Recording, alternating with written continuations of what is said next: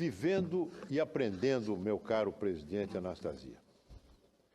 Ontem, não apenas o Senado, mas o Brasil e o mundo tomaram conhecimento de uma grande descoberta etnológica. A presidente Dilma Rousseff, no pronunciamento ontem, no Palácio do Planalto, na comemoração da abertura dos Jogos Indígenas, revelou ao mundo, para perplexidade e admiração de todos, a existência de uma nova subespécie, a mulher sapiens. Vejam, Vossas Excelências. Todos nós sabemos que, ou pelo menos sabíamos até agora, que o gênero humano é uma subespécie da espécie Homo sapiens. Nós somos Homo sapiens sapiens. Havia outras subespécies, Homo erectus, Homo neanderthalis. E a expressão, a palavra homo, não significava sexo masculino, mas homo designava um gênero, da qual nós somos uma espécie. A presidente Dilma, talvez cedendo ciente de algum segredo que lhe foi revelado com muita confidência por seus colegas etnólogos, inventou mais uma espécie, a mulher sapiens. Ou será que isso terá sido apenas um flerte com o politicamente correto, que em alguns casos, como nós sabemos, beira a idiotia, a idiotice? Não é o caso da presidente. Ela seguramente está nos revelando uma descoberta científica da mais alta relevância. É verdade que o auditório recebeu a notícia com algum constrangimento que rapidamente transbordou para uma ligeira hilaridade. Uma hilaridade que foi um pouco além, não chegou a se transformar numa gargalhada, mas foi um pouco além, quando a presidente alardeia que nós, brasileiros, somos responsáveis por uma das maiores conquistas da humanidade, que é a mandioca. Vejam, senhor, nós somos responsáveis por essa extraordinária conquista da humanidade, que é a mandioca. Que, aliás, nem é nossa, brasileiros de hoje, é dos indígenas. E, para nossa tristeza, meu caro senador Caiado, nós não somos mais o primeiro produtor mundial da mandioca, nem o primeiro produtor exportador mundial da mandioca, que é a Tailândia. Também nesse item nós somos superados. Eu atribuo, senhor presidente, esse discurso estranho da presidente, não à incultura. A presidente, inegavelmente, é uma mulher culta. Ela provavelmente está muito perturbada com os últimos acontecimentos, porque a cada dia uma agonia. Num dia recebe um resultado absolutamente devastador de pesquisa da opinião pública. O maior índice de rejeição de um governo desde a crise mais aguda do governo Collor. Notícias da área econômica sempre ruins. Mas não é porque a área econômica dê notícias ruins, é porque as coisas estão ruins mesmo. A inflação está alta, o desemprego cresce, o endividamento das famílias se acentua, os juros estratosféricos, a taxa Selic está 12,75, mas o juro médio que é cobrado daquele pobre cidadão que recorre ao empréstimo bancário está em torno de 60% ao ano. As contas públicas desarrumadas, o Tribunal de Contas em cima dela, querendo que ela explique as pedaladas que deu para disfarçar todo o desarranjo fiscal do seu governo, e que, aliás, vem lá de trás, vem do governo do seu antecessor, que pedalou bastante também. Só notícia ruim. Mas não é notícias, são fatos que brotam da realidade. Realidade que ela tentou esconder, mas não consegue mais. Não dá para tapar o sol com a peneira. Notícias ruins, dizia eu, que levam à queda da popularidade e mais, o afastamento do seu mentor, Lula, que, num gesto de esperteza, que tem pernas curtas, assim como a mentira, numa reunião com religiosos, num impulso confessional, abriu seu coração e disse: olha, o PT e eu e a Dilma estamos no volume morto. Nós renegamos as nossas promessas, nós só nos preocupamos com cargos, nós somos viciados em poder. É o que disse o presidente Lula. E colocou Dilma no mesmo saco. Só que ele não. Ele procura se apresentar agora como promotor de uma revolução cultural do PT. Estou voltando aos anos 80, ao tempo do sapo barbudo, que foi exatamente o tempo que o levou ao gueto político, que foi a atitude que o levou a sucessivas derrotas eleitorais, que é um perfil que ele vestiu e que só conseguiu, tendo só conseguido sucesso depois de ter feito uma reviravolta na sua própria pregação política, a famosa Carta aos Brasileiros, em que ele se compromete a manter os pilares da política econômica do presidente Fernando Henrique, como de fato manteve no início do seu governo. Mas o presidente Lula é esperto.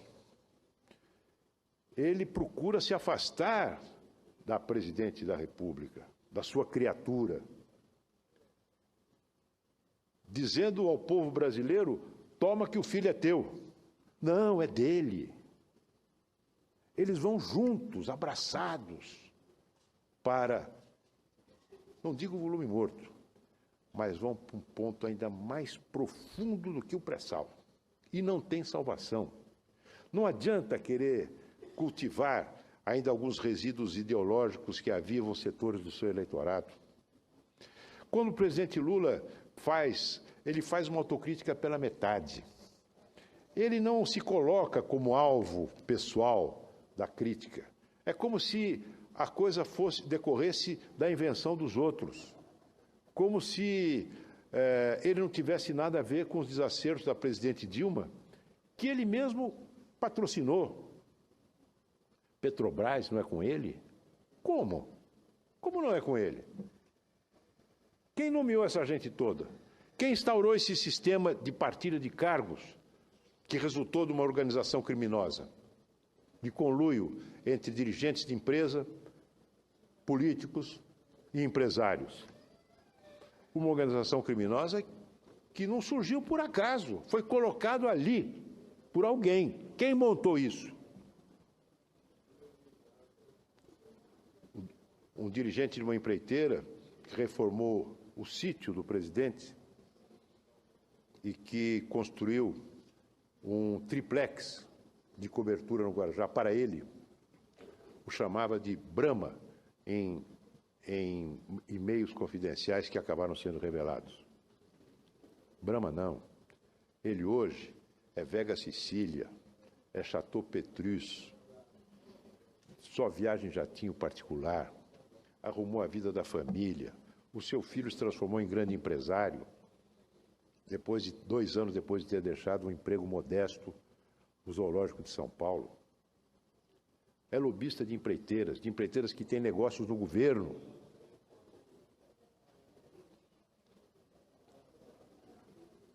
É viciado em poder. Não sabe viver fora disso. Não sabe deixar de alardear sua influência, em prejuízo da sua própria pupila. E procura se colocar agora como uma espécie de reserva política do PT. Olha, 2018. E ontem, meus caros colegas, os nossos colegas senadores do PT divulgaram uma nota de solidariedade ao presidente Lula. Olha, eu sinceramente digo aos senhores, com o coração na mão, que eu aprecio a lealdade. Devem tudo ao presidente Lula. Sem Lula não haveria PT. E o PT vai acabar quando o Lula acabar também. E já está começando a acabar. Saíram em socorro do presidente Lula, mas não disseram uma palavra, uma única palavra para a presidente Dilma. Falaram de uma campanha de desconstrução do prestígio do presidente Lula, mas não criticaram a obra de desconstrução do presidente Lula sobre a presidente Dilma. Aquilo que ele disse num confessionário improvisado é mais devastador do que 10, 20, 30 discursos que eu possa fazer aqui dessa tribuna. Os senadores, meus colegas, não disseram uma palavra contra esse que lançou o maior petardo até agora dirigido contra o presidente. Por quê?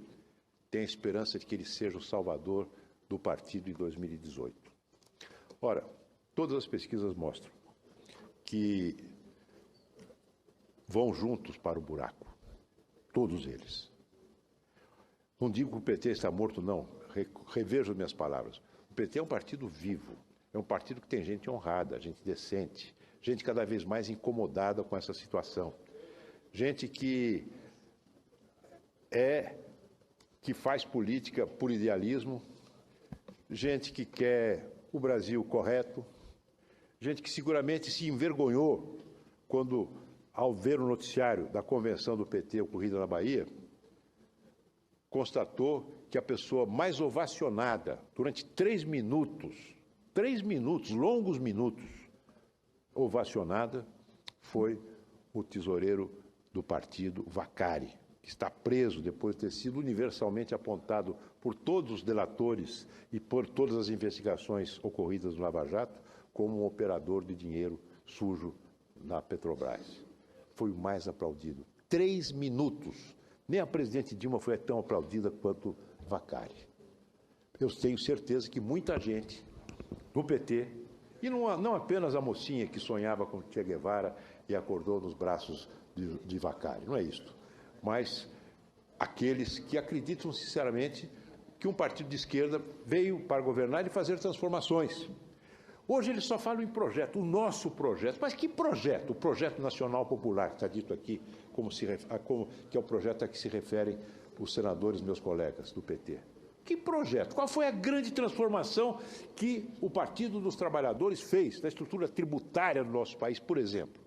Qual foi a grande transformação?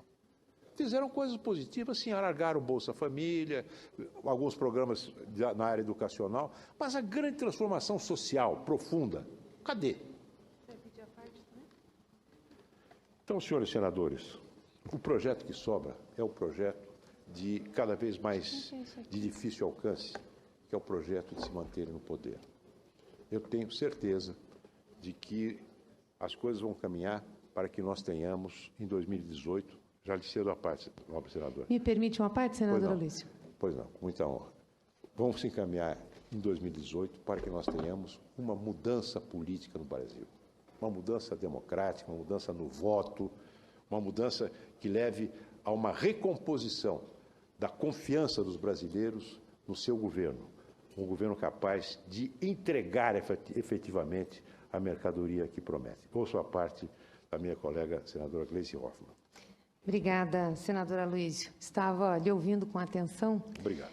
Ouvindo seu pronunciamento e quero primeiro dizer pelo respeito que tenho por Vossa Excelência, os debates que já fizemos nessa casa, as discussões que tivemos, mas queria lhe fazer um pedido, senadora Luísio.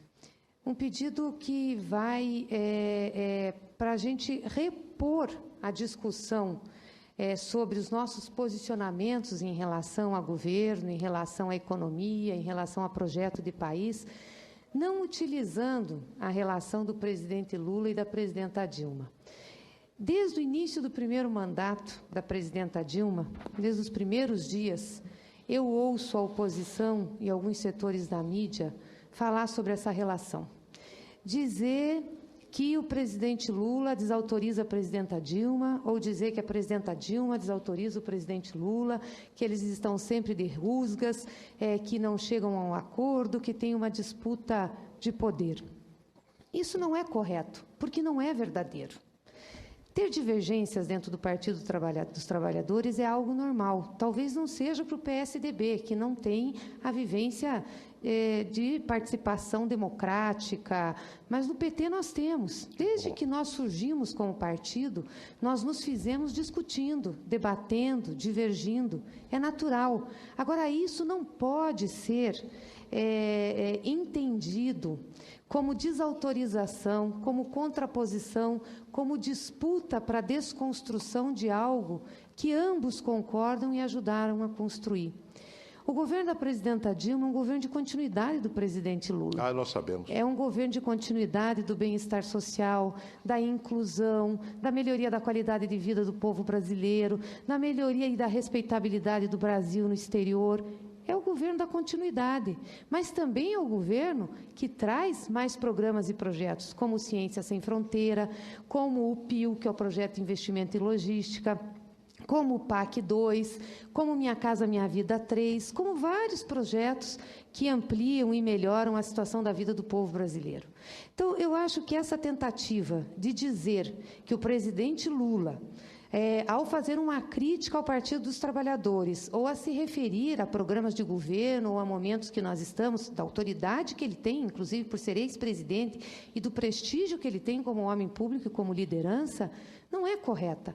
Como não é correto também o senhor vir aqui e usar a nossa nota, uma nota de solidariedade ao presidente Lula, dizendo que é uma nota que não fala nada sobre a presidenta Dilma. E não Essa fala mesmo. nota, mas não era uma nota levada a falar sobre a presidenta Dilma. Quem sofreu os ataques no último final de semana, inclusive da oposição, de pessoas do seu partido, foi o presidente Lula. E quem uma sofreu coisa os ataques? absurda. Os maiores ataques à presidente Dilma foi o presidente Lula que desferiu. Não, absurda. Os jornais de sábado e de domingo foram de um desrespeito com uma liderança pública, como é o presidente Lula, inigualável. Nunca vi tratar assim nenhum outro ex-presidente. Nunca vi que o Lula não tinha direito, por exemplo, de estar com empresários visitando outros países para divulgar os nossos serviços, as nossas empresas, para melhorar as divisas do país. Como se o Lula tivesse, num ato como esse, ferindo o país, ferindo a realidade aqui, a idoneidade ou sua idoneidade.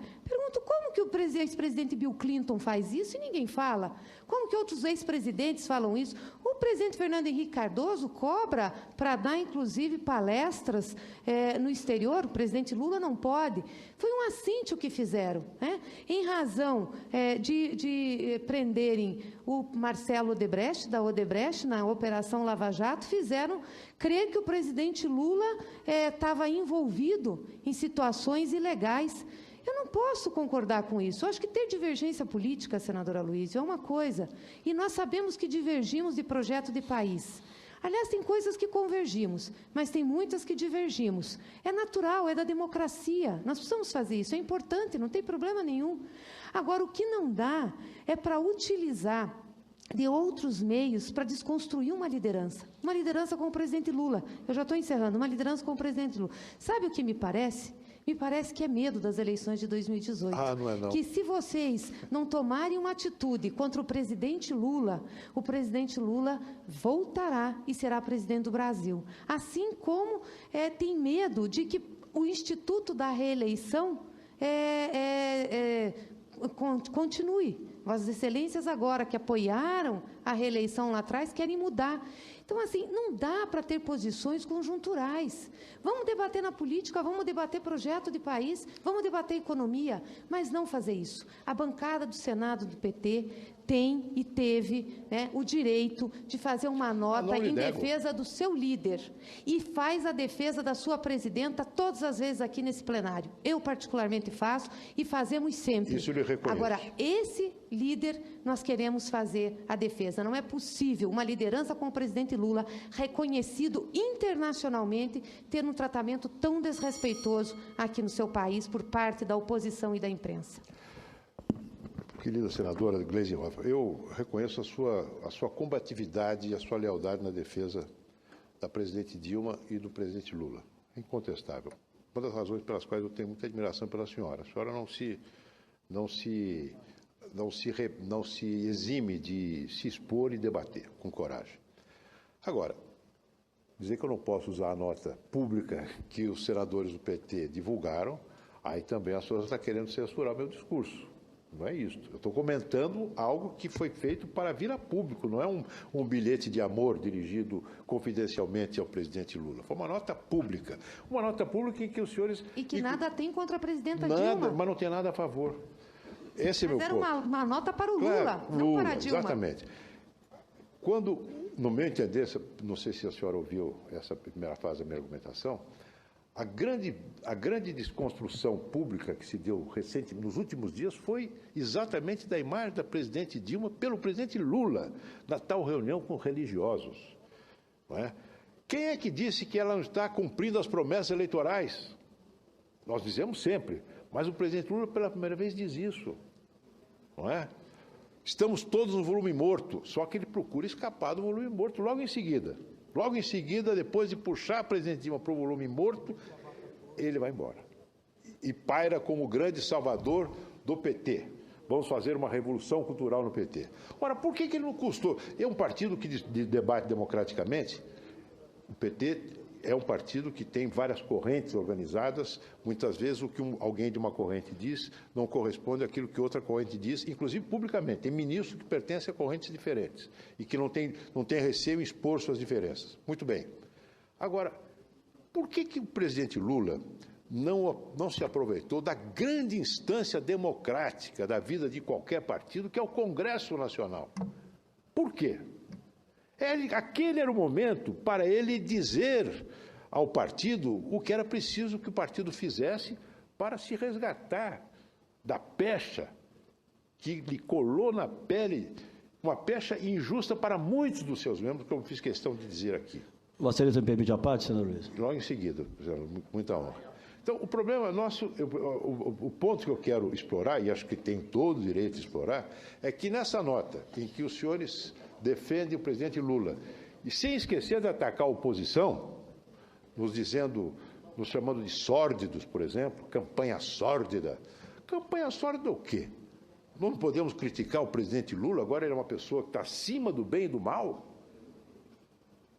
Agora é ele que não pode mais, é um homem que tem uma dimensão internacional e tal, não pode ser criticado? Pode, minha querida senadora, minha querida amiga, pode sim e deve. Ninguém está acima disso. Senador Aécio, por favor. Senador Luiz, Vossa Excelência, mais uma vez de forma extremamente oportuna, né, traz ao plenário desse Senado o debate político, o debate que está nas ruas do Brasil, nas universidades, nas escolas, na sociedade, no conjunto da sociedade brasileira, que quer entender como em tão pouco tempo um governo se degradou tanto. Ouvi na fase final do pronunciamento da senadora Gleisi, quem respeito, também como Vossa Excelência, pela combatividade em defesa do seu governo, mas ela falava de desrespeito da oposição em relação ao presidente da República. Desrespeito, senador Aloysio, foi o que a presidente da República fez para com os brasileiros, porque uma presidente que, para vencer as eleições, mente, falseia números, manipula dados, como fez a candidata a presidente da República, e depois demonstra, sem nenhum constrangimento, sem preocupação em fazer qualquer meia-culpa, que já sabia aquilo que estava acontecendo com o Brasil, e não sou eu mais que digo que ela mentiu, o presidente Lula afirmou isso recentemente. Li até com atenção uma entrevista de um ex-marido da presidente da República, se não me engano, o senhor Araújo, que dizia, não, durante a campanha que ela ficou sabendo da situação, e o jornalista ainda pergunta, mas não falou nada. Sabe como é que é esse negócio de campanha?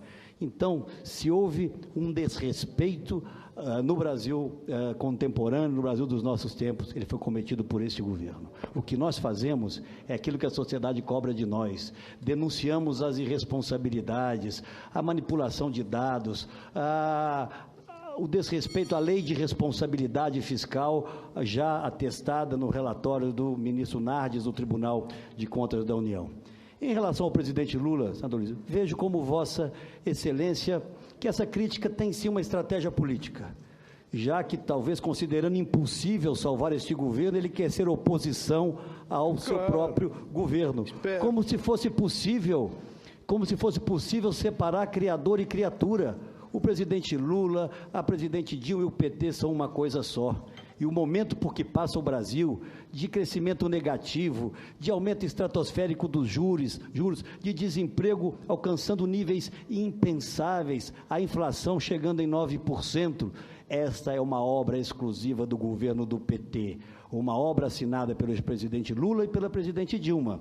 E o que me chama a atenção nesses ataques, que certamente pensados ou planejados ele faz à sua sucessora, é que ele não tem a coragem de assumir a sua parcela de responsabilidade nisso que vem, nessa obra, nessa perversa obra que vem cobrando, principalmente dos brasileiros que menos têm, dos trabalhadores brasileiros, a parte mais alta da conta. E encerro apenas para dizer que, e ouvindo também uma parte do pronunciamento da senadora, dizendo que a oposição tem receio do presidente Lula em 2018. Quero dizer à ilustre senadora que se alguém tem receio, não apenas de 18, do que pode acontecer no dia de amanhã, é o presidente Lula e é o PT, que eu não sei se chegarão bem no ano de 2018. Obrigado, senador Aécio. Em 2018 pode vir quente que eu estou fervendo. Senador Tasso Gereissati, em seguida o senador... Só me permite, porque é rápido, não vou depois fazer uma outra parte. Agripino. É que o discurso do senador Aécio é muito próprio para o Estado do Paraná. Aquilo que ele falou, a primeira parte do governo da presidenta Dilma, acho que o senador poderia visitar o Estado do Paraná, governado pelo PSDB, pelo Beto Richa. Esse sim mentiu na campanha e esse sim tem responsabilidade fiscal. Olha, eu quero apenas para fazer uma consideração com o respeito que tenho pela senadora. Acredito que pela votação que ela teve, ela não é a porta-voz mais adequada para falar em nome do povo do Paraná. Fala aqueles que tiveram votos no Paraná, e eu me incluo entre eles, senadora. Muito bem. Senador Tasso Gereissati. Zé, depois... Não, agora o senador Tasso, depois o senador Zé Agripino. Senador Aloysio, apenas para complementar o discurso de Vossa Excelência e respondendo aqui a nossa querida senadora Gleisi, quando ela fala que nós oposição, fizemos uma desconstrução desrespeitosa da imagem do presidente Lula e uma intriga, construção de uma intriga entre a presidente Lula e a ex-presidente Lula e a presidente Dilma. Apenas alguns fatos, e que eu não vi nenhum ataque mais duro de ninguém da oposição durante esse fim de semana. O que eu vi foi do Lula, do presidente Lula. Eu vou lembrar algumas frases literalmente, com alguma que eu estou falando sem ler, do presidente Lula. Ela, a presidenta, entre aspas, disse o presidente Lula, não poderia dizer na campanha que não aumentaria o preço da energia, nem que a vaca tussa. Essa frase é dele, presidente Lula, para logo em seguida aumentar o preço da energia. Essa frase é dele, não é de senador Aloysio, não é do senador Aécio, eu não me lembro. Depois, ele diz também, algum companheiro que estava do lado dele, quantas vezes cansei de tentar com que ela levantasse da cadeira e fosse viajar pelo país, mas você sabe da dificuldade que é fazer ela levantar daquela cadeira para ir para a rua e andar pelo país. E o governo de mudos? Hein? Governo de mudos. E o governo de mudos. Quer dizer, todas essas frases foram construídas, entre aspas, eu estou apenas, não tem uma palavra minha, não tem um adjetivo meu até agora aí. E mais duro ainda foi a espantosa frase do presidente Lula em relação a ele mesmo. Eu, pessoalmente, nunca vi o senador Aloysio, nem a Aécio, nem ninguém fazer nenhuma ilação entre a prisão do empresário Marcelo Odebrecht e o presidente Lula. A única ilação que eu vi e que me surpreendeu, quase como uma confissão, foi quando ele, diante da notícia da prisão do Marcelo Odebrecht, ele disse, o próximo sou eu. Por que ele disse isso? Não sei, mas deu a entender a todo mundo que leu aquilo, como se ele tivesse uma correlação íntima, que se o próximo é ele, havia alguma relação entre aquela prisão e ele. Então, todo esse processo que aconteceu esse fim de semana, que nessa nota o PT chamou de sórdida, foi literalmente construída pelos petistas e pelo presidente Lula em especial. Veja, Vossa Excelência, eu ainda ontem li um texto do blog do ex-ministro Zé Dirceu. As coisas que ele diz sobre o governo são pesadíssimas. O ataque à condução do governo, aos resultados do governo, duríssimo. A prova, então, isso é Lula de um lado, Dilma de outro, senadores aqui defendendo Lula em 2018, quando a presidente está apenas iniciando o 6º mês do governo. Tudo isso mostra, meu caro senador Anastasia, que no campo do PT, vaca não conhece mais bezerro. Está uma confusão dos diabos. Ouço o nobre senador José Agripino.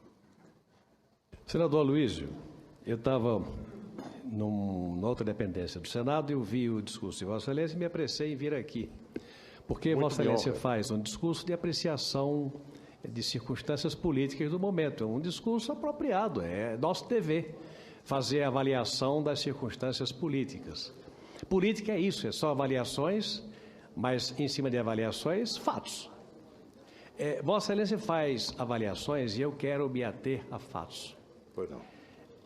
Veja só, o presidente Lula, que é uma pessoa que merece o nosso respeito, ele cometeu acertos e muitos equívocos, mas ele é merecedor do nosso, pelo menos do meu respeito, e sei que de Vossa Excelência também. E não vai aqui nenhum ataque de ordem pessoal. Nós estamos numa discussão política. Agora, que os fatos, perdeu. Claro, os fatos falam por si só. Veja bem, quem foi o ministro Palocci? Foi o chefe da Casa Civil de quando Lula foi presidente. Palocci caiu em desgraça quando o caso Francinildo, o caseiro, veio a público e Palocci foi descartado. Em seguida, Zé Disseu. Zé Disseu foi o centro do mensalão. E quando Zé Disseu ficou entendido como o responsável pelo mensalão, o mentor, ele caiu em desgraça e foi descartado.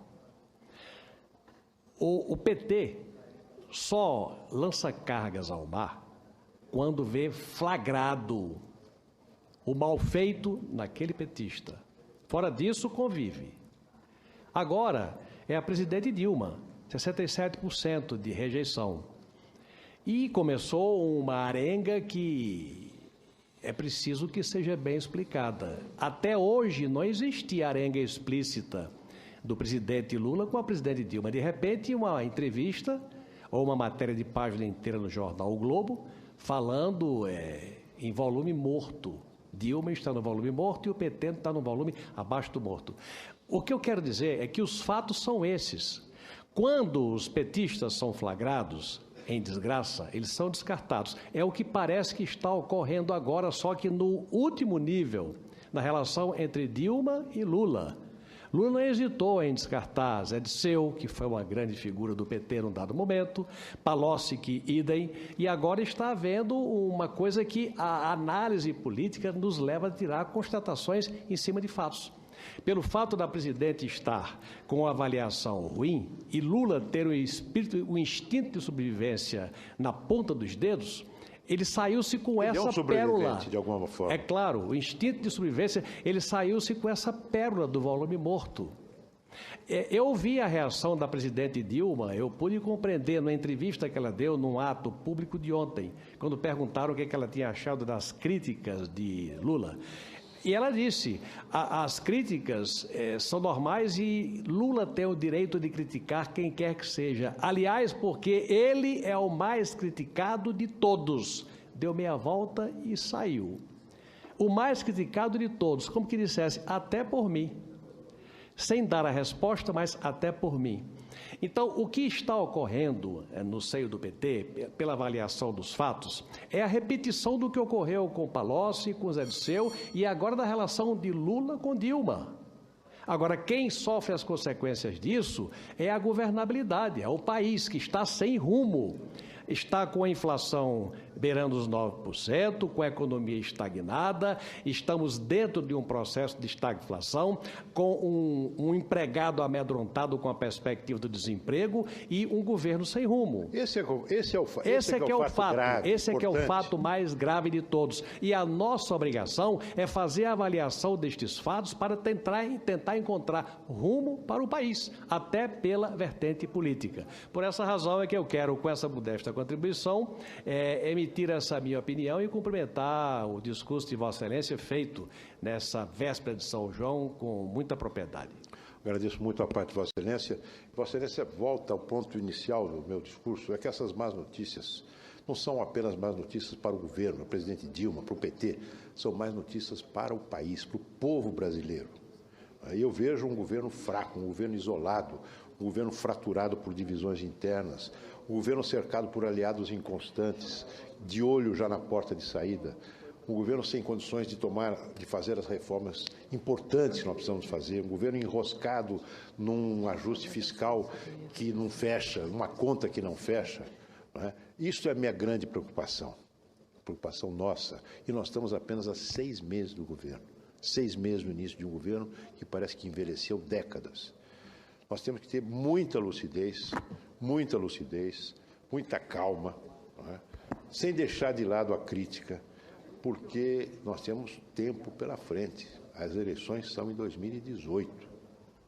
Haverá eleições municipais no ano que vem, que serão um momento importante de manifestação do povo democraticamente, de desafogo, de escolhas, né?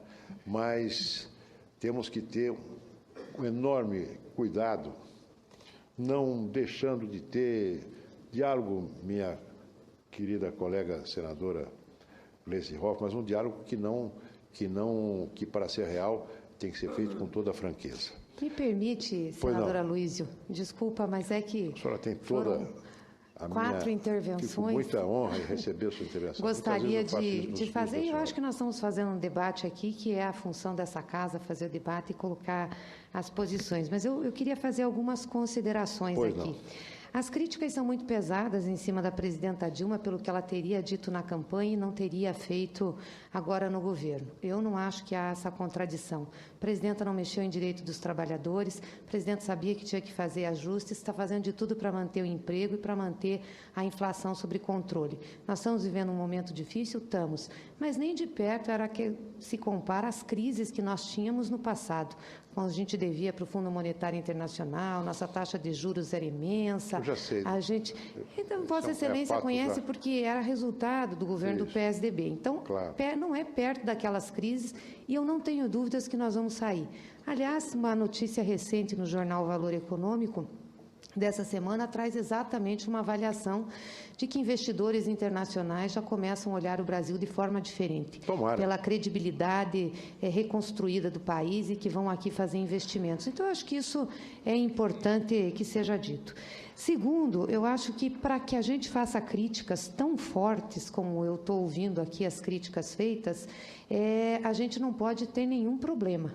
Minha avó tinha um ditado que dizia assim: se você tem telhado de vidro, não atire a pedra, porque vai voltar para o seu. Porque não foi a presidenta Dilma, senadora Aloísio, que tratou professores com cachorro, com bomba, com cacetete, e que colocou o Paraná e o Brasil, por consequência, no plano internacional, ferindo os direitos humanos. Não foi a presidenta Dilma. Não foi a presidenta Dilma que elevou em 50% o IPVA do Paraná e nem que elevou em 50% o ICMS. Não foi a presidenta Dilma. Também não foi a presidenta Dilma que mexeu no superávit primário de um orçamento fechado. Só vou repetir.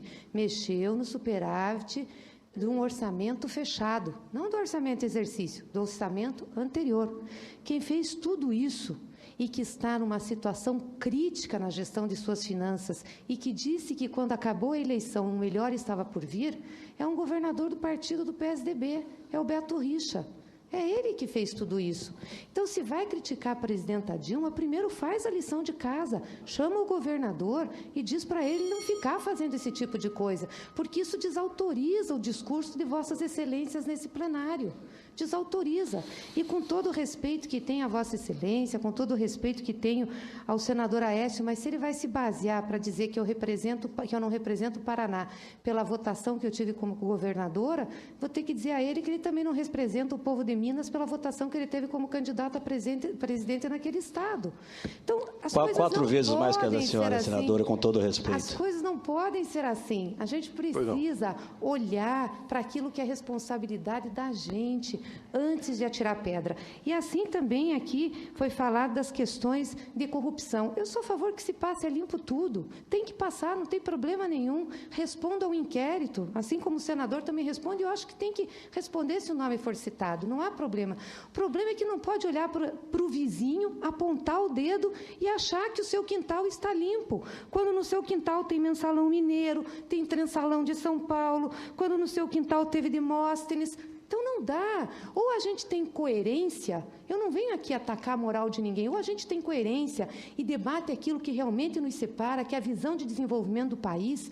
De um lado, quem quer fazer esse desenvolvimento com inclusão, para que todos ganhem, e de outros, quem tem restrição a isso, ou nós vamos ficar fazendo um debate que não corresponde à realidade dos fatos, porque quem está acusando tem muito a ser acusado.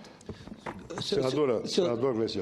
Senador Luiz, permita bem rapidamente, apenas 30 segundos, não. já que tive a honra de mais uma vez ser citado pela senadora Gleisi. Eu tenho que cumprimentá-la. Cumprimentá-la até porque aqui, abandonada pelos seus pares, ela faz aqui o bom combate. Isso é motivo de reconhecimento. Mas tem um ainda maior, né? Porque ela consegue encontrar nos jornais uma boa notícia em relação ao governo. Realmente deve ter pesquisado bastante ao dizer que os investidores estão otimistas em relação ao Brasil. Nunca, senador, e você já sabe disso, houve tanto desânimo em relação ao Brasil. Nunca houve tanto desencontro entre a palavra empenhada e a ação praticada. Quem disse que a presidente mentiu na campanha eleitoral não fomos apenas nós, foi o presidente Lula. E quem percebe essa mentira não somos nós da oposição, são os cerca de 70% de brasileiros que rejeitam a presidente da República. O deputado Índio da Costa se encontrava comigo agora há pouco, me trazia uma pesquisa do Rio de Janeiro, onde a avaliação da presidente é de 5%, de ótimo e bom. Isso não é obra da oposição. Por mais competente, por mais dedicada, por mais combativa que fosse a oposição, nós não conseguiríamos desqualificar, desmoralizar um governo da forma como o próprio governo conseguiu fazer. Essa é a realidade, ilustre senadora. Essa é uma obra do PT e por essa obra o PT terá que responder. Obrigado, senador Aécio Neves. Senador Gleisi Hoffmann, eu quero dizer à senhora que eu ficaria fascinado em discutir com a senhora a respeito do Paraná. Fascinado. Mas esse não é o tema do meu discurso. Paraná, vamos deixar que a Assembleia Legislativa, que foi invadida, que foi ultrajada por manifestantes assulados, sabe-se lá por quem, para impedir-lhe uma deliberação legítima, vamos deixar que essas críticas ocorram lá nesse momento. Agora, a senhora se diz chocada com o vigor das críticas que nós fazemos à presidente Dilma. Ah, senadora Gleisi Hoffmann, ouça o que o povo diz por aí fora. Ouça, na fila do supermercado, na hora do caixa, da feira. Ouça o que as pessoas dizem, os comerciários que ficam ali a ver navios nas lojas desertas, as pessoas que têm que recorrer ao empréstimo bancário, têm que pagar um juro médio de 60%. Quem então caiu na desgraça de entrar no cheque especial está liquidado. Não é? As pessoas que têm medo do desemprego que está chegando perto, dos jovens que foram a quem se prometeu Pronatec, bolsa isso, bolsa aquilo, e agora tudo está cortado, ou uma grande parte está cortada. O que o pessoal fala por aí, senadora Gleisi, é muito, mas muito pior do que eu possa dizer nessa tribuna, mesmo porque algumas palavras que eu ouço eu não poderia pronunciá-las aqui, sob pena de ferir as regras do decoro parlamentar. Muito bem. Senhores senadores, eu agradeço a parte que recebi, creio que eu já abusei da paciência e da tolerância do meu querido companheiro de bancada, e quero dizer o seguinte, somente para encerrar. Senadora Luiz. Temos... Pois não, quem é? Senador Humberto Costa, por favor. Senador Aloysio Nunes Ferreira, tenho, sem dúvida, por Vossa Excelência, um enorme respeito. Que é recíproco. Estava acompanhando lá na comissão da medida provisória que trata do futebol brasileiro, o pronunciamento de Vossa Excelência, as colocações da senadora Gleice.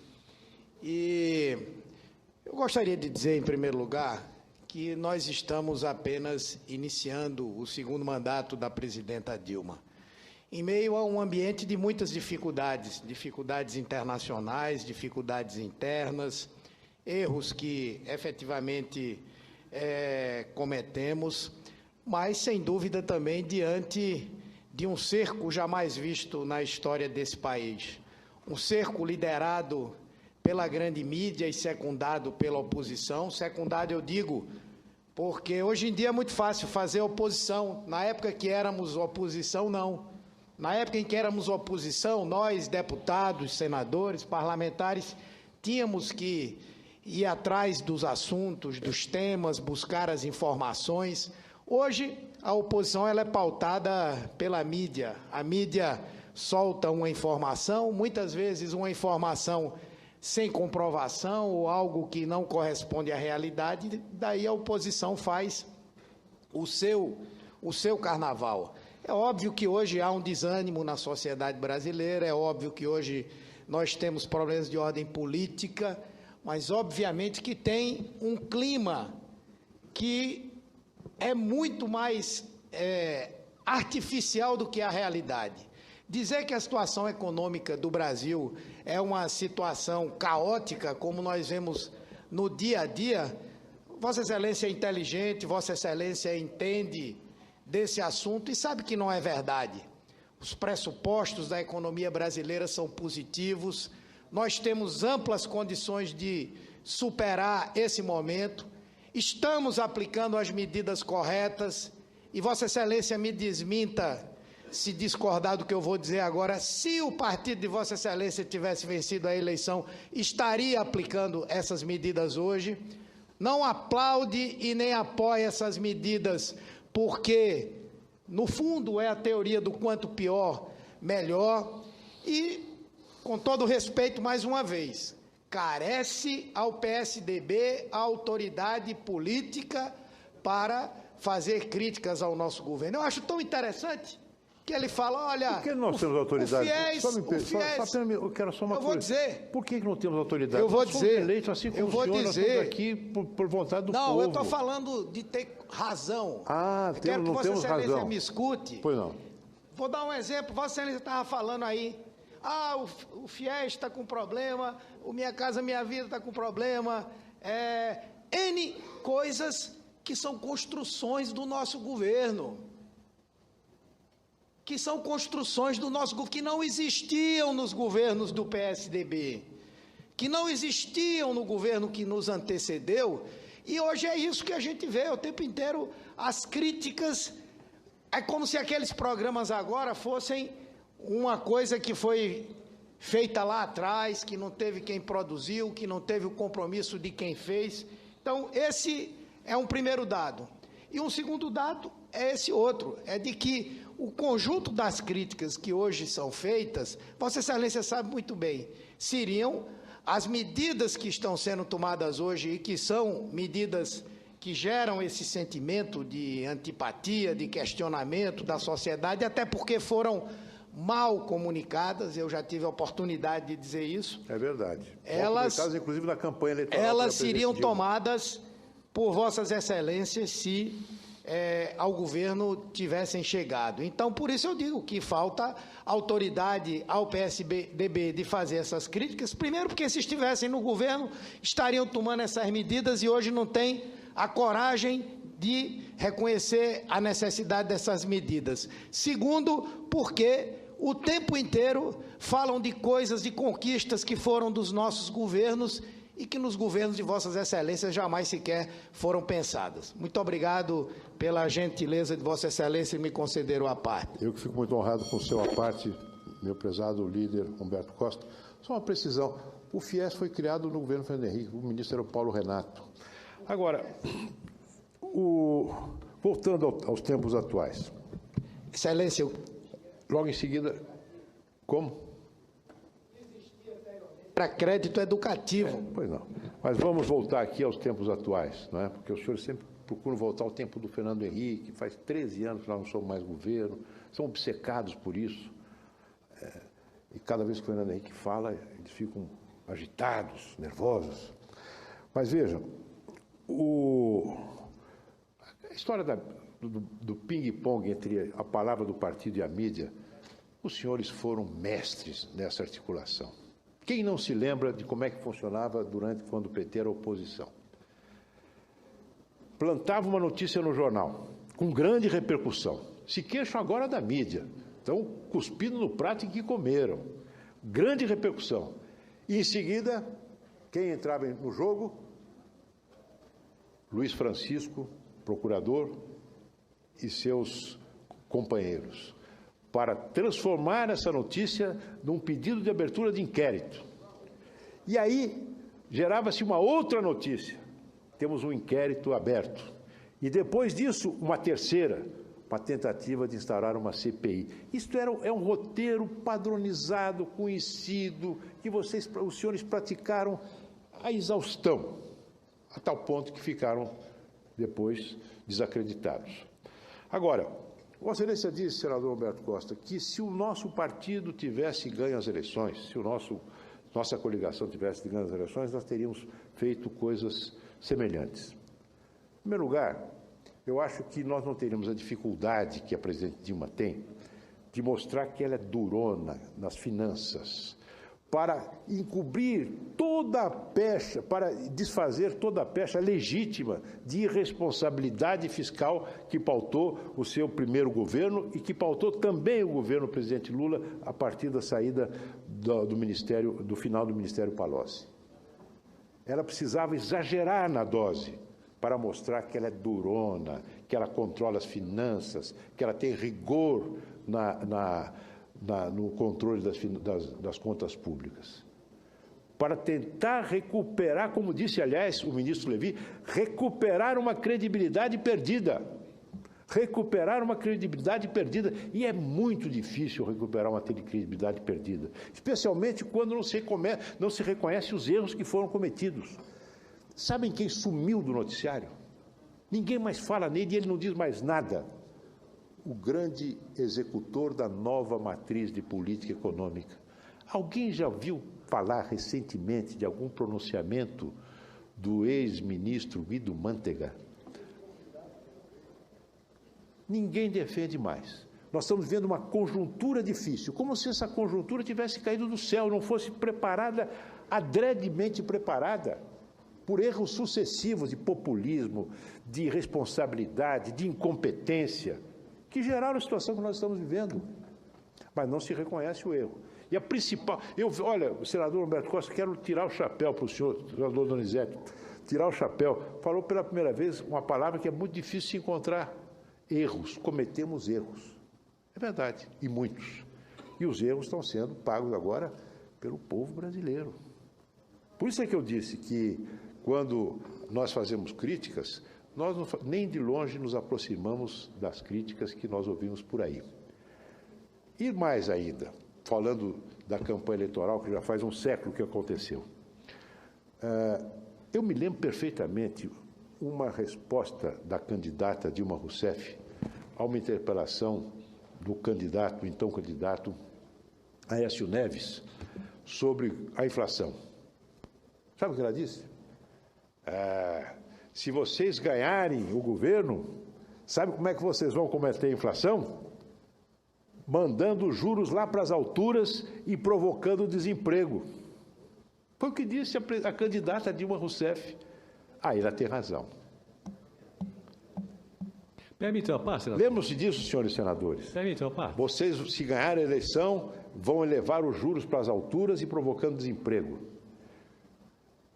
Como quem dissesse, a nossa matriz econômica é diferente. O que está acontecendo hoje são juros estratosféricos, é um desemprego crescente, angustiante, e nenhuma perspectiva oferecida por esse governo para a superação desta crise. Nenhuma perspectiva de longo prazo. de reformas profundas que permitam um crescimento com sustentabilidade, inclusive para dar respaldo a programas sociais importantes, como esse a que se referiu o senador Humberto Costa. Não é? Porque o governo, de erro em erro, este governo foi perdendo margem de manobra. O que se vê hoje é que não há outro recurso na imaginação criadora dos neoliberais que controlam as finanças públicas hoje, senão o aumento dos juros para provocar o desemprego e para, com isso, tentar desaquecer o mercado e derrubar a inflação. Só que o mercado já está mais do que desaquecido. Mais do que desaquecido. Começa agora no setor de serviços, que é o último a entrar na paralisia, que já está hoje demonstrando sinais evidentes da mesma paradeira que atinge os outros setores. O senador Donizete, que pediu a parte. Acho que é muito salutar esse debate, mas eu queria perguntar, o senhor leu o artigo do Marcos Coimbra, que fala dos 2 janeiros? Não li, senador. Então, acho que o senhor precisava ler, porque, assim, naquele momento... Se o senhor puder me mandar... Os 2 janeiros, os 2 de janeiro, do presidente Fernando Henrique à época, e o janeiro da Dilma no segundo mandato, nos 2 segundos mandatos. Então, quando o presidente Fernando Henrique assumiu o segundo mandato, no mês de janeiro, a inflação saltou quase para 20%. Houve um desequilíbrio, entendeu? Foi feito tudo para ganhar a eleição, ganhou a eleição, gerou desequilíbrios, certo? Aí, esse é um artigo orientador, porque ele mostra a comparação dos 2 janeiros. E os fundamentos da economia hoje são muito melhores do que do janeiro do ex-presidente Fernando Henrique. Então, assim, eu acho que é muito bom o debate, mas a gente também não pode tampar o sol com a peneira. Aí, de vez em quando, eu vejo aqui a reclamação de vocês, mas vocês ficam falando lá do presidente Fernando Henrique. Óbvio, né? Nós estamos aqui, de um lado o PT, de outro lado o PMDB, os 2 governos que governaram aí por 16 anos, agora por 20 anos, e a gente tem essas comparações. Mas nesse artigo dos janeiros, como também um outro artigo, que é do jornalista Mauro Santayana, né, que fala, o PT não quebrou o Brasil, e mostra, e faz comparações com os governos anteriores. Então, eu acho assim, o debate é bom, mas, assim, é preciso também não só pautar pela Veja, não só pautar pela Época, não só ver o Jornal Nacional, porque eu estou mais ou menos assim, senador Luiz, como o Raul Seixas. Eu não preciso ler jornais, mentir sozinho, eu sou capaz, porque há muita mentira, muita maldade, muita distorção. Aí, não podemos comparar o controle que o presidente Fernando Henrique tinha dos meios de comunicação, que foi que facilitou e ajudou a aplicar o consenso de Washington, né, no país. Ele tinha praticamente 100% da mídia do lado dele. Em algum momento... O consenso de Washington, senador, eu não sei o que é isso. O senhor sabe. Não sei, sinceramente não sei. O consenso de Washington foi a decisão do grupo lá nos Estados Unidos que levou à aplicação do neoliberalismo junto com a Inglaterra, Ronaldo Reagan, etc. E a linha do PT, meu amigo? Não. É o que vocês estão fazendo. Foram buscar o Joaquim Levy para fazer isso. Não. Que é isso? Não, senhor. Esses erros são nossos, não de Washington, não. Senador Luiz, no decorrer do processo, nós vamos ter a oportunidade de ver que há diferença, porque o discurso antes também não. O PT está aplicando a política do PSDB. Durante anos, vocês ficaram repetindo, não, o PT está aplicando a política do PSDB. Não é verdade. Então, assim, eu acho que o debate é bom, mas a gente tem que ir, no mínimo, no trilho da verdade em muitos aspectos. E eu não quero fugir da verdade. Agora, eu leio Época, eu leio Veja, mas eu leio outros articulistas, eu leio outros meios de comunicação que têm visão e dados diferentes para poder contradizer a muita coisa que a imprensa nacional tem dito e que vocês têm repetido. Agradeço a pela parte, Vossa parte, Excelência, senador. agradeço a parte, Vossa Excelência, senador Donizete, e agradeço, inclusive, as referências a artigos que eu ainda não li, mas vou procurar me inteirar do teor desses artigos. Apenas quero dizer ao senhor que eu não me pauto apenas pela leitura de jornais. Eu procuro meditar sobre as coisas, eu procuro colher dados de estatísticos, eu ouço discursos dos colegas e ouço o que as pessoas dizem na rua. Ouço o que as pessoas dizem na rua. As pessoas me dizem, senador, o que nós vamos fazer? O que vai acontecer? Eu, sinceramente, não sei. O clima de incerteza, de insegurança, de falta de rumo é tão grande, senador Donizete, que os senhores são obrigados a vir comparar janeiro de não sei quantos com outro janeiro. Não tem sentido isso. O primeiro janeiro do presidente Fernando Henrique, faz tantos anos, foi um janeiro.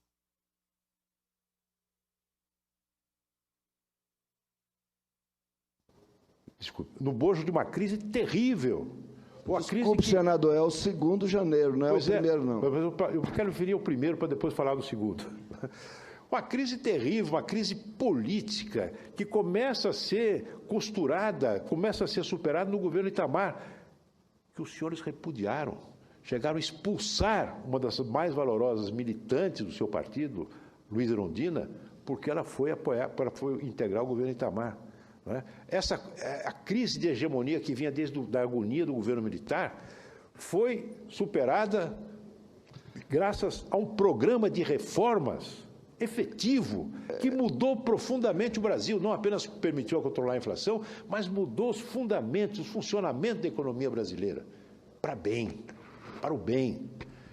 E eu esperava, sinceramente, que quando começou, que no 1º de janeiro do presidente Lula, ele anunciasse a sequência de um programa de reformas importantes para dar sustentação e continuidade a um processo de mudança, para libertar o Brasil da amarra, do atraso, da burocracia, da mediocridade. E ele pediu o nosso apoio para dar sequência à reforma da Previdência que nós havíamos iniciado. E nós demos esse apoio ao presidente Lula, o apoio que o seu partido negou. Nós, do PSDB, nós demos. E aquele 2º de janeiro do presidente Fernando Henrique, realmente nós assumimos o governo numa situação difícil. Depois de ter enfrentado várias crises internacionais reais, nós enfrentamos uma crise grave que vinha da perspectiva da vitória do PT. Se o PT ganhar, alguns diziam, os empresários vão embora do Brasil. E o presidente Fernando Henrique fez tudo para que tivéssemos uma transição tranquila, pacífica. Quando precisou recorrer ao Fundo Internacional, porque havia uma fuga de divisas, por causa do pânico gerado pela perspectiva de vitória do presidente Lula, o presidente Fernando Henrique convidou ao seu gabinete o presidente nacional do PT, o então deputado José Dirceu. Fui eu que articulei esse encontro. Fui eu que articulei esse encontro para que o presidente avisasse aquele que era o grande, digamos, articulador político da campanha do Lula, os passos que ia tomar, que necessitava tomar. Nós aqui no Congresso Nacional, eu era deputado à época, quando Lula ganhou a eleição, o presidente Fernando Henrique orientou a sua base de apoio, que eu integrava, para que na elaboração, na votação do orçamento, nós seguíssemos as orientações do deputado Bittar, que falava pelo próximo governo, pelo governo de Lula. Então, esses são janeiros memoráveis dos quais eu não quero me esquecer, Agora, eu vou, voltando já, caminhando para o final do meu pronunciamento, me referindo a todas essas notícias ruins que geram um movimento de muita insatisfação do povo, de muita impaciência, de muita revolta. Fomos enganados. A pessoa que foi enganada, que compra gato por lebre, fica muito, muito, muito brava com todo mundo, mas principalmente com aquela pessoa que ocupa a cúpula do sistema político, que é a presidente Dilma, e que foi a principal responsável pelos desacertos e a principal emissora das mentiras mais deslavadas.